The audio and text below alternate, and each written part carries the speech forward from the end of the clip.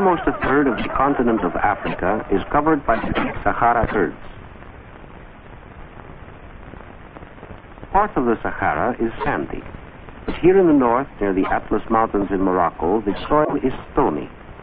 The climate is very hot and dry. Only little rain ever falls, usually in the spring and autumn. For hundreds of years, this border region has been used as grazing land by the Berbers and Arabs who live in the Sahara. Our camp belongs to 5 families who are members of the same tribe. We earn our living by raising and selling camels.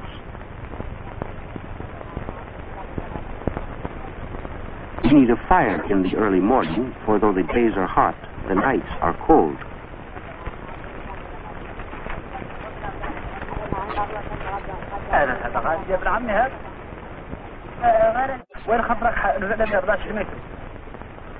We keep the camels close to our tents during the night and take them out to graze in the daytime. Among our people, a man's wealth is measured by the number of camels he owns. The camel was first brought to the Sahara from Arabia 1,500 years ago. Because they can live without water for a long time, camels are among the very few animals on the desert.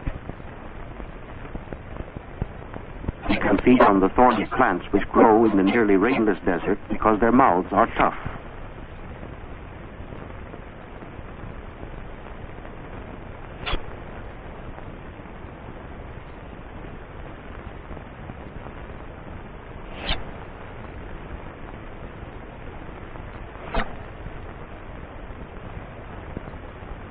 In addition to our herds of camels, we also have a few goats which supply us with milk and meat, and whose skin and hair we use and sell.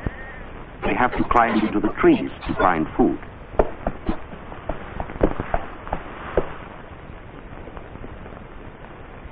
The animals must be watched to prevent them from straying off and getting lost. The milk we drink comes from camels as well as from goats.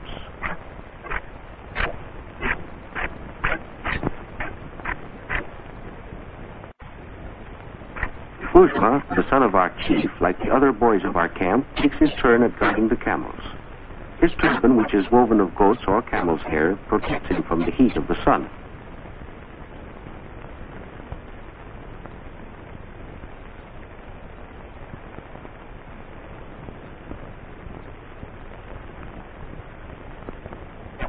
For lunch, Bujma has a bowl of camel's milk. He also eats some fresh dates which grow at the few places in the desert where there is enough water.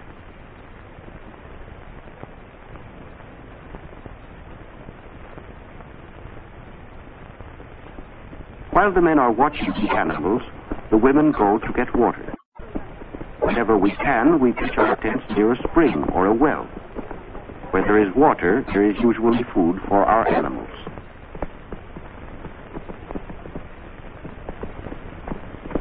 Water is scarce in the desert. Our water supply comes from widely scattered pools. When it rains in the mountains to the north, some of the water seeps for many miles underneath the surface of the desert. Often it collects in pools, but sometimes we have to dig for it.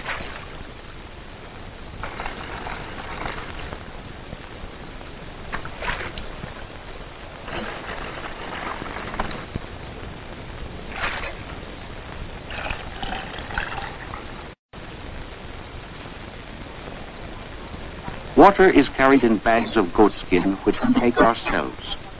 We use goatskins instead of pottery jars because they are easy to load and won't break when carried on the backs of our animals.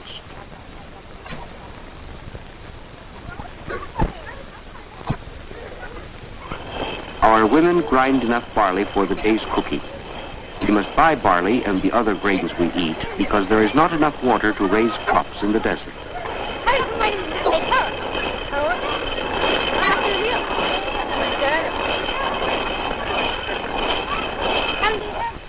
The water skins are hung on wooden racks to make pouring easier.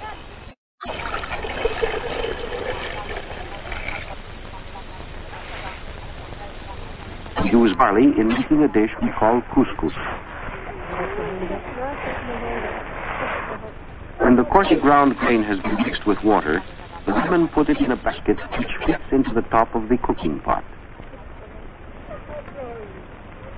They seal the basket to the mouth of the pot with flour paste. Steam from the soup, which simmers inside the jar, cooks and flavors the barley.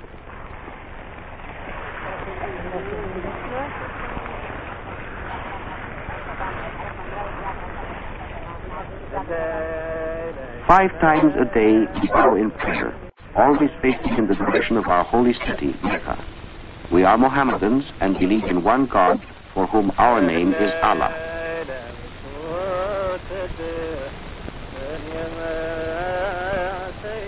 Almost every day we eat couscous, moistened with soup. Sometimes we have goat or camel meat.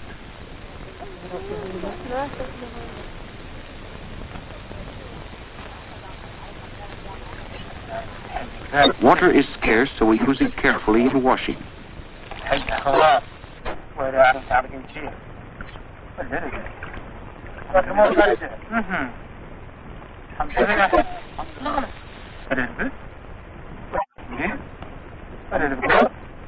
It is a custom for our men and our women to eat separately. The name of the chief of our group is Brahim. The chief always decides where we shall camp and when we shall move on to other pastures. Tonight, we are told that we must break camp in the morning to look for new feeding grounds.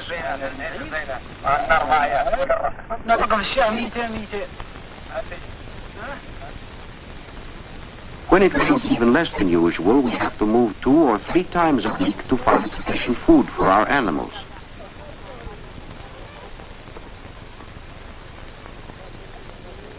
Many of our things are carried in bags made of fine leather.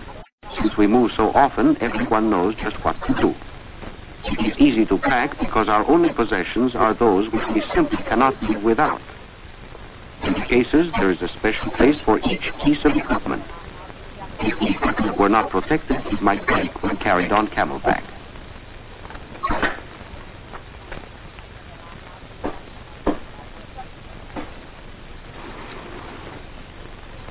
Next, the tents come down.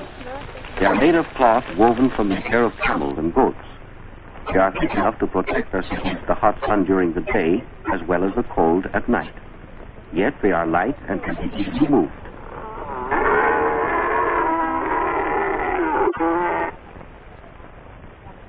A fat camel can carry 500 pounds or more.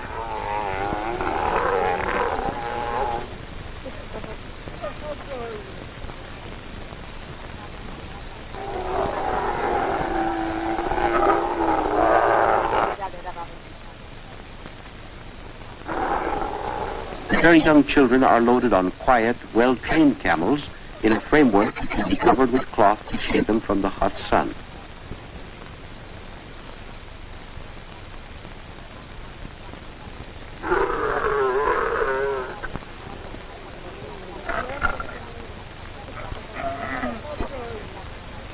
Within 3 hours, we nomads can pack everything we own and be on our way across the desert.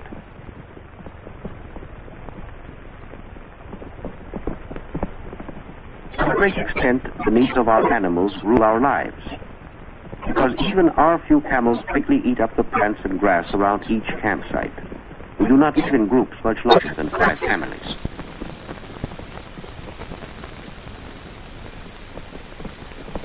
In very dry years, our camels cannot find enough to eat and may die of hunger.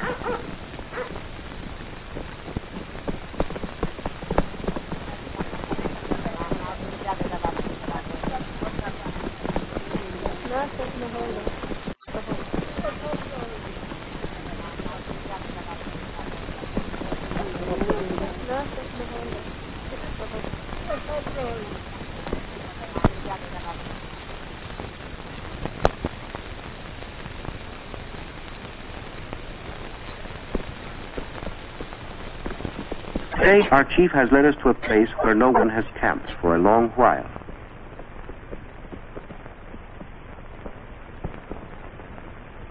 Always, as soon as we reach a new camping place, we unpack our possessions, set up the tents, and go to get water.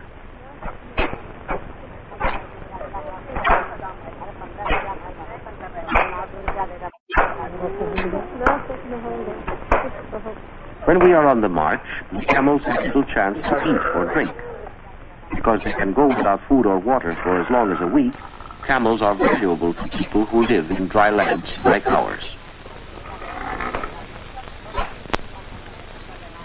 We cover the ground with matting to make a floor for our tent. We will sleep on rugs of goats or camel's hair laid over the matting.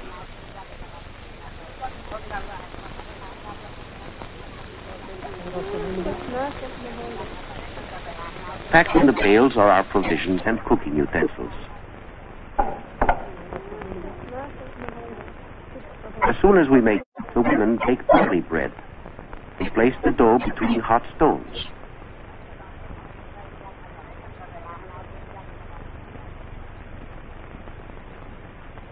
After the fire has died down, the stones cool and are removed. Then we have a loaf of fresh bread.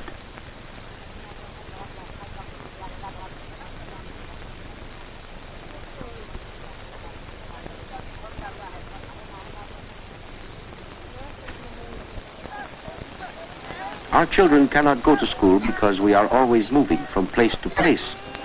Sometimes one of the men will teach the boys and girls a few verses from the Quran, which is the Mohammedan Bible.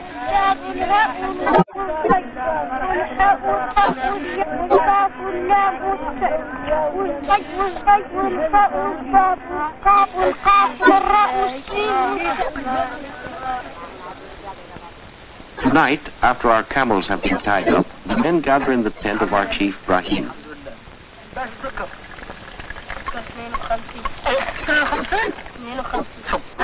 We haven't been to market for a long time.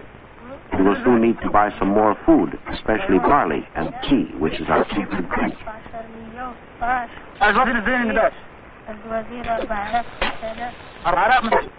The chief decides that a group of us should go to the city and sell some camels.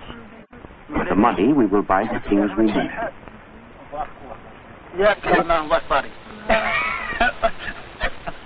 Uzma will be allowed to go with us.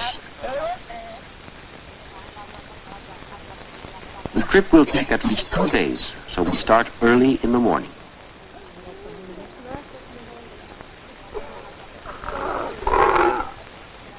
In addition to the animals we intend to sell, we take extra camels to bring back the provisions we expect to buy.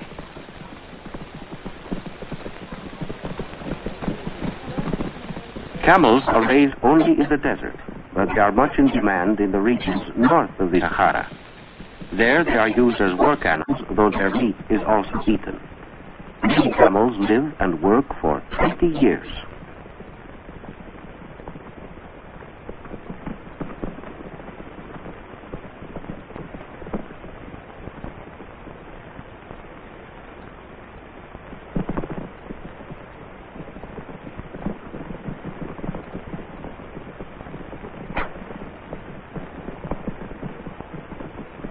On our way to the city, we will rest for the night at an oasis in the desert.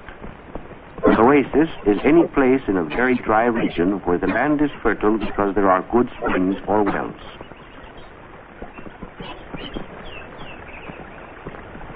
The smell of palm trees is always welcome, for they are a sign that water is nearby.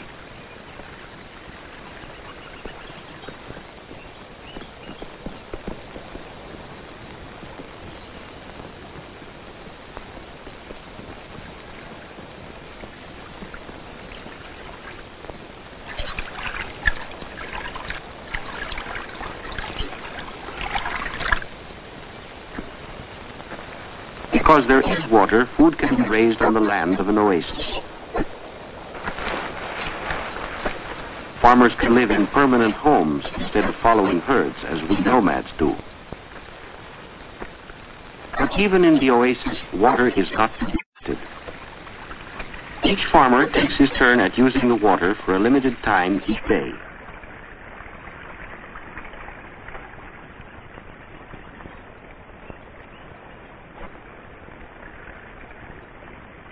As the turn comes, he opens the irrigation ditch into his own fields. We measure the time allowed to each farmer by using a small bowl with a hole in the bottom.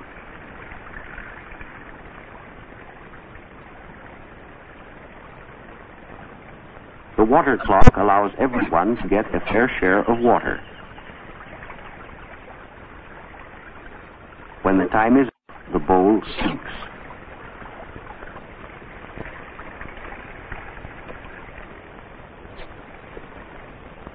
In the oasis, all the land that can be tilled and irrigated is used for crops. Houses are never built on fertile ground.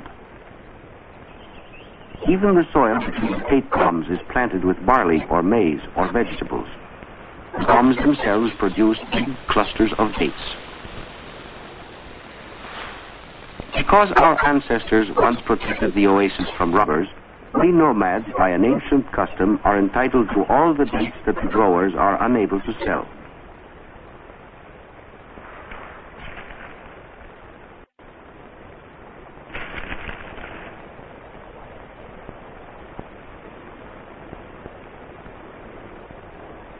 From the oasis where we spent the night, it is about 15 miles to the city. With an early start, we can reach the city in time for the market, which is held each Saturday and Sunday. This old city at the northern edge of the Sahara is called Beklemiim. In ancient times, it was a crossroad for traders from Morocco on their way south. Today, Beklemiim still attracts nomads from great distances, for it is the most important camel market in Morocco.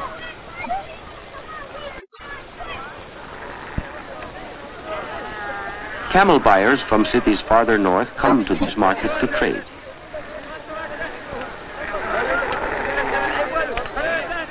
Inspecting the camel's teeth helps to tell how old it is.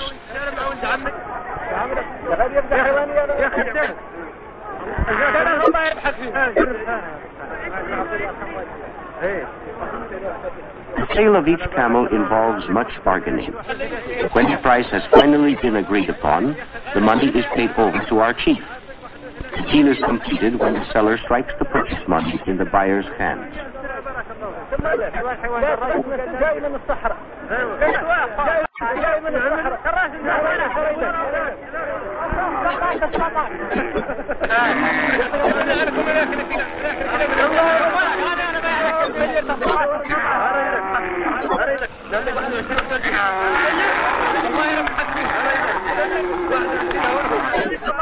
Because the man who has bought our camels is anxious to sell them as quickly as possible, he will take them to northern Morocco by motor truck.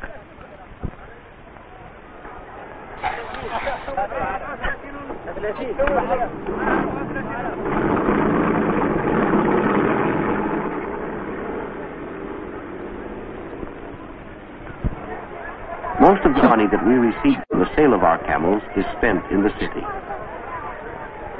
When we need the products of factories and farms, like grain, cotton cloth, and tan, we must buy them in the city because we cannot make or grow them ourselves.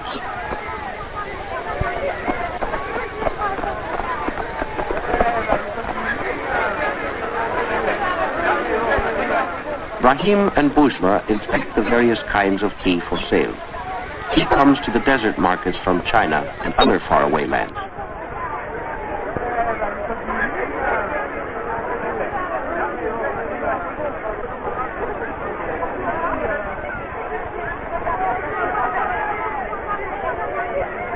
Wood is scarce in the cities of the desert. Even the long, twisted roots of shrubs are expensive to buy because very few trees grow in our dry land.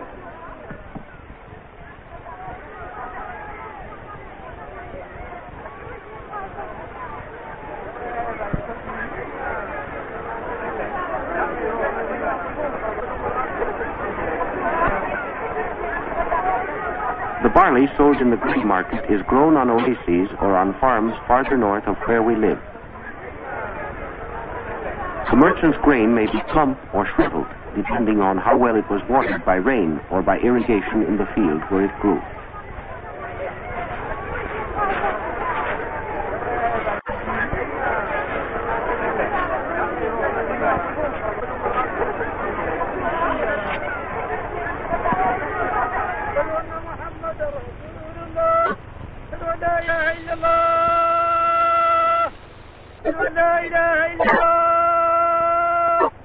From the mosques of the city, faithful Mohammedans are called to prayer 5 times a day by a man we call a muezzin. After finishing our trading, we return to our camp in the desert.